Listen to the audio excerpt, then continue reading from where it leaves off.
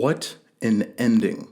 An iconic block spanning over 12 years on television.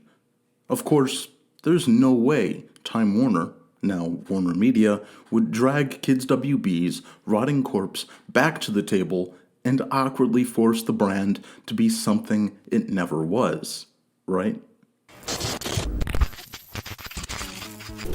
Even though Warner Media had detached and disassociated the programming from Kids WB that made it so popular, the once iconic block was still given a purpose beyond May 17th, 2008. In fact, in April, just before the Saturday morning block was shut down, Kids WB's website was reinvigorated from simply a companion site for the block to a widened, interactive online experience. As Kids WB aired its final Saturday morning blocks, the online network took precedent over the time slot. The Kids WB website became a hub, boasting over 100 web games and a collection of thousands of video clips, all split into 5 individualized pages. These 5 included Kids WB, Kids WB Jr., Scooby-Doo, Looney Tunes, and a DC Comics website that interchanged its name multiple times.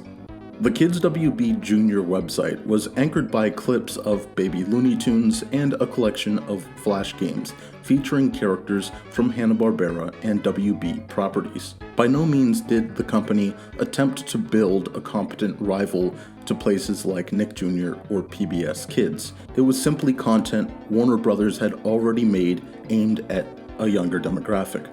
Scooby-Doo.com not only acted as, but actually was the official online website for the Scooby-Doo brand, featuring Flash games, video clips, and promotional content for movies, TV shows, and games based around those meddling kids.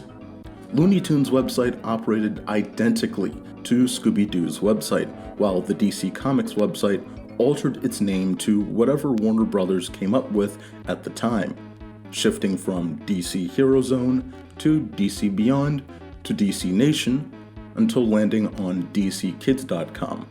The main Kids WB site streamed a number of shows from The Flintstones, Jetsons, Smurfs, Batman animated series, and Josie and the Pussycats. But this was clearly a library fit more for Boomerang than Kids WB.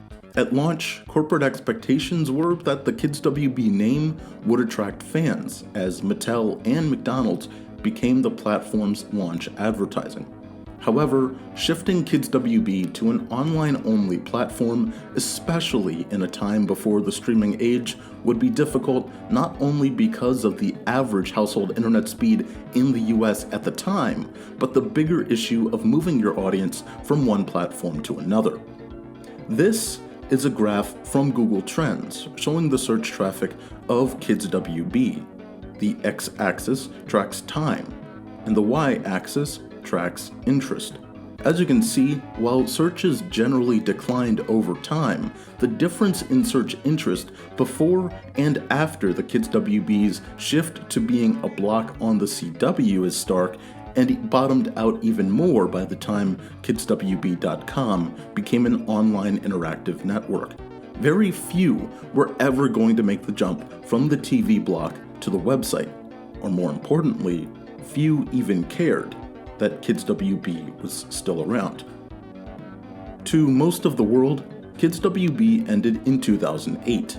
The website would stay in the form it launched as, and in 2009, refreshed the brand's logo.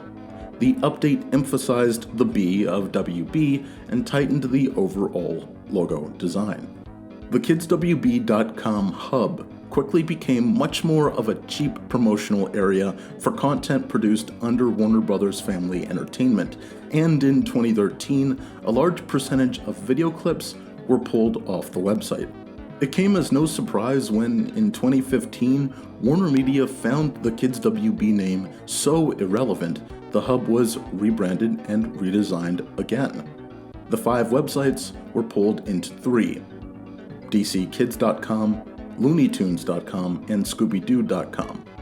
and in what could only be described as one of the laziest rebranding attempts by any company, the Kids WB hub became WB Kids, finally closing a door on a brand that was long since dead.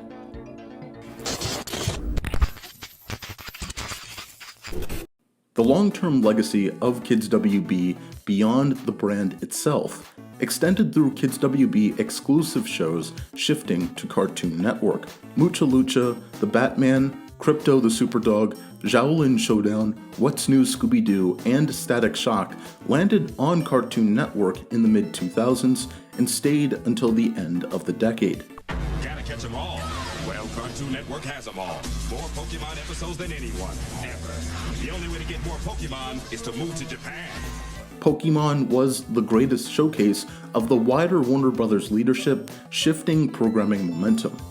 After being the most prominent series on the Kids WB block for years, Warner handed the series to Cartoon Network in 2005 and would discontinue Yu-Gi-Oh's association with Kids WB, eventually moving follow-up Yu-Gi-Oh! GX to the network as well. Episodes of Yu-Gi-Oh! GX, weekdays at 5. Give me your best shot. It's a new deal on Magoozy. Cartoon Network attempted to make the shift natural. Promos, bumpers, and identifiers promoted the new additions alongside the then-present lineup. However, the shuttering of Kids WB in 2008 and push of content over the prior 2 years to Cartoon Network was simultaneous to the elimination of many original cartoons and Cartoon Network originals. There's no proof that Warner Bros. Used the influx of acquired and in-house animation to purposefully drop cartoons and Cartoon Network originals, but the timing is suspicious. Tested their insane inventions on you.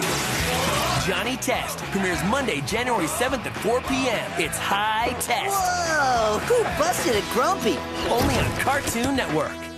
By far, the greatest legacy series that originally launched on Kids WB was Johnny Test, which launched in 2005, jumped to Cartoon Network in 2008, and quickly became the rare exception.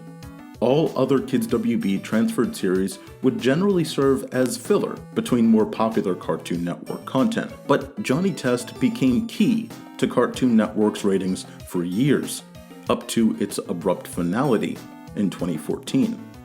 Animaniacs, the block's most iconic series early on, returned with new episodes for the first time this century, and a follow-up series to Tiny Toon Adventures titled Tiny Toon University will debut in 2021.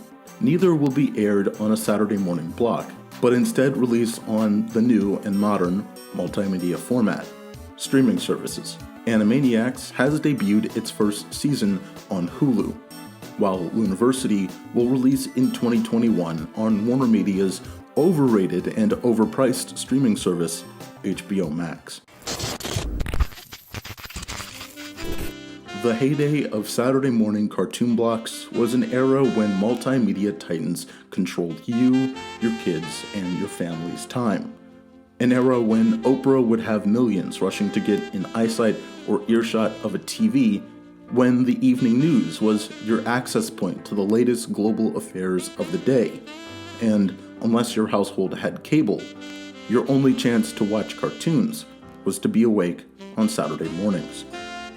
In that age of control, what made Kids WB special was the impressive effort in attracting and keeping its audience. From its self-reliant programming at launch, acquisition of juggernauts Pokemon and Yu-Gi-Oh!, expanded airings to weekday mornings and evenings, musical performances, and heavy promotion of premieres, specials, competitions, and giveaways for the audience. That's why if you ask nearly anyone born in the late 80s all the way up to the turn of the century about Kids WB, there'll be a glimmer of nostalgia, happiness, thoughts of a great time long gone. Its death was inevitable, as both society moved away from prioritizing Saturday morning cartoons, and corporate ownership pushed the content that was so successful on the block to Cartoon Network. Saturday morning cartoon blocks will never succeed in a landscape where the viewer has absolute control. But we can look back, treat the era with nostalgia, and remember the days when they ruled. This is over an hour talking about one programming block that only aired for 12 years on television. As I said just now, Saturday morning blocks will never really exist in the way that they did in the past. Every attempt has fallen to the wayside rather quickly. But it was fun to look back, look at the bumpers, look at the programming that was popular, look at the trends and the changes in popularity.